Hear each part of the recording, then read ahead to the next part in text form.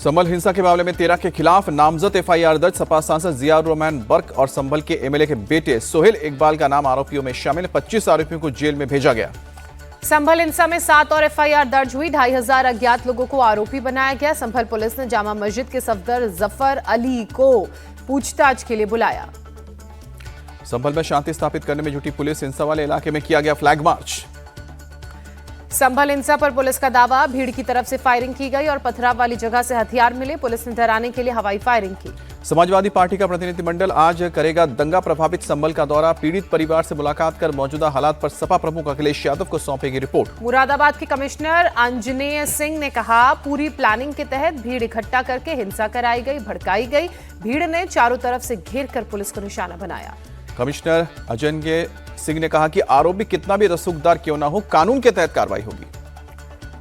अपने खिलाफ एफआईआर होने पर भड़के सपा सांसद जियाउर रहमान बर्क, कहा अपनी नाकामी छिपाने के लिए मेरे खिलाफ केस किया। सपा सांसद जियाउर रहमान ने पुलिस और सरकार पर साजिश करने का भी आरोप लगाया। पुलिस ने हत्या करने में प्राइवेट हथियारों का इस्तेमाल किया। संभल हिंसा के आरोपी सोहेल इकबाल ने खुद को निर्दोष बताते हुए कहा, मेरे खिलाफ सबूत पेश करके दिखाएं, मैं तो शांति की अपील कर रहा था। जियाउर रहमान बर्क के समर्थन में उतरे अखिलेश यादव, कहा कि हमारे सांसद संभल में नहीं थे, बावजूद इसके एफआईआर। अखिलेश यादव ने आरोप लगाया कि संभल में योगी सरकार ने दंगा कराया। कहा, 4 लोगों की मौत पर हत्या का केस दर्ज होना चाहिए।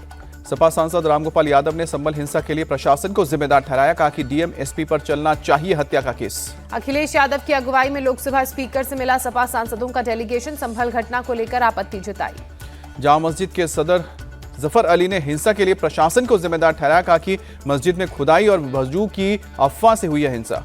जफर अली ने आरोप लगाया कि पुलिस प्रशासन की गलती से हिंसा हुई। कहा, पुलिस ने लोगों को गालियां दी, लाठियां भांजी, जिसके बाद हिंसा भड़की। संभल में 3 मृतकों के परिवार से मिला जमीयत उलेमा हिंद का डेलीगेशन। कानूनी मदद देने का भरोसा। आरजेडी नेता तेजस्वी यादव ने कहा, उत्तर प्रदेश में पुलिस के लोगों को गुंडा मवाली बना दिया गया। संभल की घटना को लेकर आरजेडी नेता तेजस्वी यादव के बयान पर बिहार के उप मुख्यमंत्री विजय कुमार सिन्हा बोले, तेजस्वी यादव गुंडों को पालने वाले हैं।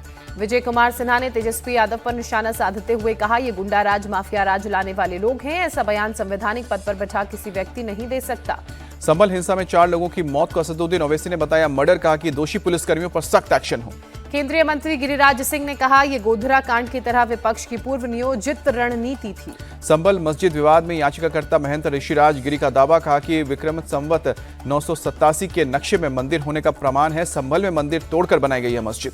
संविधान दिवस के मौके पर आज सुबह 11 बजे संसद के सेंट्रल हॉल में विशेष कार्यक्रम का आयोजन। राष्ट्रपति द्रौपदी मुर्मू, उपराष्ट्रपति जगदीप धनखड़ और पीएम मोदी होंगे शामिल। पीएम मोदी आज सुप्रीम कोर्ट में संविधान दिवस के कार्यक्रम में शामिल होंगे। शाम को 4:30 बजे कार्यक्रम पीएम मोदी करेंगे संबोधित। संविधान दिवस के मौके पर कांग्रेस सुबह 11 बजे तालकटोरा स्टेडियम में करेगी संविधान रक्षक अभियान की शुरुआत। लोकसभा की 243 सीटों पर संविधान रक्षक करेंगे नियुक्त। सुप्रीम कोर्ट का संविधान की प्रस्तावना से समाजवादी और धर्मनिरपेक्ष शब्द हटाने से इनकार। कहा कि यह संविधान की बुनियादी ढांचे का हिस्सा। महाराष्ट्र में सीएम के पद को लेकर हलचल तेज हुई। शिंदे सरकार का आज आखिरी दिन। सीएम शिंदे आज सौंप सकते हैं इस्तीफा। महाराष्ट्र में सियासी हलचल के बीच दिल्ली पहुंचे देवेंद्र फडणवीस, एकनाथ शिंदे और अजित पवार लोकसभा स्पीकर ओम बिरला की बेटी के रिसेप्शन में हुए शामिल। शिवसेना ने सीएम पद पर दावा ठोका। संजय सिरसाट ने कहा, चुनाव में एकनाथ शिंदे ही सरकार का चेहरा थे। शिवसेना सांसद नरेश महस्कर ने कहा कि बिहार का फॉर्मूला महाराष्ट्र में लागू हो। शिंदे के नेतृत्व में लड़ा गया चुनाव।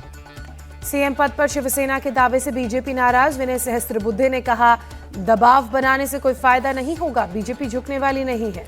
एकनाथ शिंदे को फिर से महाराष्ट्र का सीएम बनाने के लिए शिव सैनिकों ने की पूजा अर्चना। सिद्धिविनायक मंदिर में टेका मत्था। आदित्य ठाकरे को मिली बड़ी जिम्मेदारी। बनाए गए शिवसेना यूबीटी के विधि मंडल के नेता। शिवसेना यूबीटी के चीफ व्हिप बने सुनील प्रभु। भास्कर जाधव को बनाया गया विधायक दल का नेता। शिवसेना यूबीटी नेता आनंद दुबे का बयान, हमें पूरा भरोसा, हम आदित्य ठाकरे के नेतृत्व में वापसी करेंगे। कांग्रेस नेता विजय वट्टीवार ने नाना पटोले के इस्तीफे से इनकार किया। कहा कि यह सिर्फ अफवाह, महायुति की जीत को बताई ईवीएम की जीत। वाराणसी पहुंचे रवि किशन ने कांग्रेस पर हमला बोलते हुए कहा, कांग्रेस जिसके साथ भी जुड़ती है उसे लेकर डूबती है। जीतते हैं तो ईवीएम बढ़िया, हारते हैं तो ईवीएम पर फोड़ते हैं ठीकरा। रवि किशन ने कहा कि उत्तर प्रदेश का चुनाव ऐतिहासिक रहा। 9 में से 7 सीटें जीती हैं। 2027 में हम ऐतिहासिक जीत की ओर जा रहे हैं। अयोध्या की मिल्कीपुर सीट पर उपचुनाव का रास्ता साफ। हाईकोर्ट ने याचिका वापस की, अर्जी मंजूर की। झारखंड बीजेपी अध्यक्ष बाबूलाल मरांडी ने जताई उम्मीद, सरकार भ्रष्टाचार मुक्त शासन देंगे। दिल्ली विधानसभा चुनाव की तैयारी में जुटी बीजेपी, रामवीर सिंह बिधूड़ी की अध्यक्षता में घोषणा पत्र समिति की बैठक।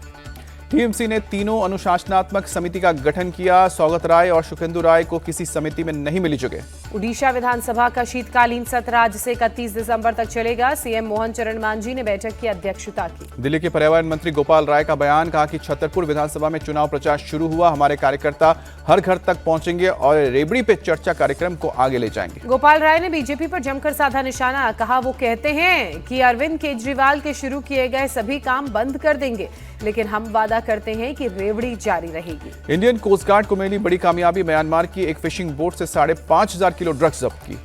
इंडियन कोस्ट गार्ड ने अंडमान निकोबार के पास फिशिंग बोट को पकड़ा। एक पोर्टेबल सैटेलाइट फोन भी बरामद हुआ। उदयपुर में सिटी पैलेस के बाहर हुआ पथराव। विश्वराज सिंह मेवाड़ के राज तिलक को लेकर पूर्व राज परिवार के दो पक्षों के समर्थकों में भिड़ंत। विश्वराज सिंह को सिटी पैलेस में धूनी के दर्शन के उनके चाचा अरविंद सिंह मेवाड़ के समर्थकों के रोकने पर विवाद। कलेक्टर और एसपी ने दोनों पक्षों को समझाकर शांत कराया। जम्मू कश्मीर के कटरा में माता वैष्णो देवी रोपवे प्रोजेक्ट का विरोध, नाराज लोगों ने पुलिस पर पथराव किया। अपनी यात्रा में खतरे पर बोले बाबा बागेश्वर, मेरी सुरक्षा कम कर दे प्रशासन, लेकिन यात्रा में शामिल लोगों को दे सुरक्षा। फिल्म स्टार संजय दत्त पहुंचे बाबा बागेश्वर की यात्रा में शामिल होने। इंडिया टीवी से एक्सक्लूसिव बातचीत में कहा, बाबा है तो बहुत बड़े सुपरस्टार। संजय दत्त ने कहा, मैं बाबा के जात पात दूर कराओ के संदेश को 100% आगे बढ़ाऊंगा। बोले ये बहुत बड़ा मैसेज है। संजय दत्त के बयान पर बोले बाबा बागेश्वर, इनका हृदय बहुत पवित्र है। कहा कि हम तो सनातन के सिपाही हैं, हमें सुपरस्टार नहीं बनना। सुप्रीम कोर्ट ने कलकत्ता हाई कोर्ट के आदेश में बदलाव किए। आरजीकर मेडिकल कॉलेज की घटना में शामिल महिलाओं की पुलिस हिरासत में उत्पीड़न की जांच एसआईटी अब करेगी। सुप्रीम कोर्ट का कलकत्ता हाई कोर्ट के चीफ जस्टिस को आदेश, एक बेंच का गठन करे जहां एसआईटी जांच रिपोर्ट सौंपी। पटना के फुलवारी शरीफ में एक 16 साल की नाबालिग से दरिंदगी और हत्या का मामला सामने आया। पुलिस ने एक महिला और एक शख्स को हिरासत में लिया। पुलिस के मुताबिक नाबालिग का शव एक अपार्टमेंट में संदिग्ध हालत में बरामद हुआ है। घटना के वक्त अपार्टमेंट में 4 लोग नशे की हालत में मौजूद थे। यूपी के इटावा में एक लड़की पर युवक ने किया हमला। बीच सड़क पर चाकू से कई वार, सीसीटीवी में कैद हुई हमले की तस्वीर। मौके पर मौजूद लोगों ने हमलावर युवक को पकड़ के पिटाई की, पुलिस के हवाले किया। पुलिस कर रही है मामले की जांच। गंभीर रूप से घायल लड़की को जिला अस्पताल में भर्ती किया गया। लड़की की शादी कहीं और तय हो जाने से नाराज होकर युवक ने किया था हमला। यूपी में गाजियाबाद के गांधीनगर में पार्किंग विवाद में एक युवक की पिटाई की गई। सोशल मीडिया पर वायरल हुआ पिटाई का वीडियो। पार्किंग के विवाद में 2 लोगों ने युवक की पिटाई की। पुलिस मारपीट करने वाले दोनों आरोपियों की तलाश में जुटी। मध्य प्रदेश के दमोह में एक सेठ परिवार के घर में शादी के दौरान गहनों से भरे बैग की चोरी हुई। सीसीटीवी में बैग ले जाते चोर की तस्वीर भी कैद। पीलीभीत में हाईवे पर 2 ट्रकों की टक्कर, पीछे से एक बस भी टकराई। हादसे में 2 लोगों की मौत। दर्दनाक हादसे में कई लोग घायल हुए, सभी को अस्पताल में भर्ती किया गया। हादसे के बाद ट्रकों के ओड़े पर खच्चे, मौके पर चलाया गया राहत बचाव का कार्य। गुजरात के भावनगर में अवैध अतिक्रमण के खिलाफ एक्शन, तहसीलदार ने कहा कि अगले 3 दिनों में अभियान पूरा कर लेंगे। राजस्थान के पूर्व सीएम अशोक गहलोत के ओएसडी रहे लोकेश शर्मा को गिरफ्तारी के तुरंत बाद जमानत मिली। दिल्ली पुलिस ने फोन टैपिंग केस में पकड़ा था। जीस्ट एस्टेट्स के खिलाफ ईडी का एक्शन, दिल्ली गुरुग्राम समेत 9 जगह पर हुई छापेमारी में 1.39 करोड़ रुपए जब्त हुए। दिल्ली एनसीआर में ग्रैप 4 लागू रहेगा। प्रदूषण को लेकर सुप्रीम कोर्ट ने दिल्ली सरकार को फटकार लगाई। पूछा, ट्रकों की एंट्री रोकने के लिए ठोस कदम क्यों नहीं उठाए गए।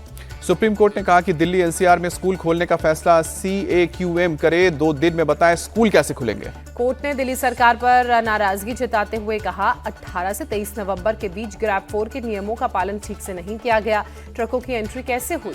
सुप्रीम कोर्ट ने कहा कि CAQM को निर्देश देंगे, दिल्ली की पुलिस कमिश्नर समेत सभी एजेंसियों से जवाब मांगे और उन पर मुकदमा चले। दिल्ली की आबोहवा में मामूली सुधार, कई इलाकों में अभी AQI जो है वो बेहद खराब श्रेणी में बरकरार। 2017-18 से देश के 130 में से 97 शहरों में वायु की गुणवत्ता में सुधार हुआ है। भारत के पर्यावरण मंत्री भूपेंद्र यादव ने संसद में जानकारी दी। लंदन में मध्य प्रदेश के मुख्यमंत्री मोहन यादव ने प्रवासी भारतीयों से बातचीत की। कई मुद्दों पर चर्चा, हरियाणा और महाराष्ट्र के नतीजों पर बात। मुख्यमंत्री मोहन यादव ने कहा कि हरियाणा और महाराष्ट्र के नतीजों से कुछ लोग परेशान हैं, कुछ अपने टीवी पर जूते फेंक रहे हैं, कुछ ईवीएम को दोष दे रहे हैं। इटली के रोम में MED मेडिटेरेनियन डायलॉग में भारत के विदेश मंत्री डॉक्टर एस जयशंकर शामिल हुए। मिडिल ईस्ट में युद्ध के हालात पर चिंता जताई। विदेश मंत्री एस जयशंकर बोले, भारत मिलिट्री ऑपरेशन, आतंकवाद और युद्ध में बंधक बनाने की निंदा करता है। विदेश मंत्री डॉक्टर एस जयशंकर की सलाह, अंतर्राष्ट्रीय मानवीय कानूनों की अवहेलना नहीं होनी चाहिए, सभी देशों को सीज फायर का समर्थन करना चाहिए। बॉर्डर गावस्कर ट्रॉफी के पहले टेस्ट में टीम इंडिया ने दर्ज की धमाकेदार जीत। पर्थ में ऑस्ट्रेलिया को 295 रन से हराया। 5 मैचों की टेस्ट सीरीज में 1-0 से बढ़त बनाई। ऑस्ट्रेलिया को जीत जीत के लिए भारत ने दिया था 534 रनों का लक्ष्य। बड़े लक्ष्य के सामने फेल हुई ऑस्ट्रेलियाई टीम। दूसरी पारी में 238 रनों पर हुई ऑल आउट। बिहार के 13 साल के वैभव सूर्यवंशी आईपीएल की किसी टीम से जुड़ने वाले सबसे युवा खिलाड़ी बने। मेगा नीलामी में राजस्थान रॉयल्स ने 1 करोड़ 10 लाख रुपए में खरीदा। आईपीएल मेगा ऑक्शन में वैभव सूर्यवंशी का बेस प्राइस 30 लाख रुपए था। दिल्ली कैपिटल्स ने पहली बोली लगाई। राजस्थान ने दिल्ली को पछाड़कर खरीदा। सचिन तेंदुलकर के बेटे अर्जुन तेंदुलकर की हुई घर वापसी। दूसरी बार में मुंबई इंडियंस ने अपनी टीम का हिस्सा बनाया। आईपीएल मेगा नीलामी में मुंबई इंडियंस ने 30 लाख रुपए में खरीदा। आईपीएल ऑक्शन के दूसरे दिन लगा पृथ्वी शॉ, अजिंक्य रहाणे, शार्दुल ठाकुर और न्यूजीलैंड के डेरिल मिचेल को झटका। ऑक्शन में रहे अनसेल्ड। कुणाल पांड्या को आरसीबी ने 5.75 करोड़ में खरीदा। पंजाब किंग्स ने मार्को यानसन को 7 करोड़ में अपने साथ जोड़ा। गुजरात ने वॉशिंगटन सुंदर को 3 करोड़ 20 लाख में खरीदा।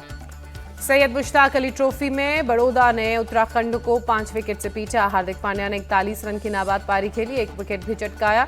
हार्दिक के भाई कुणाल ने बनाए 45 रन।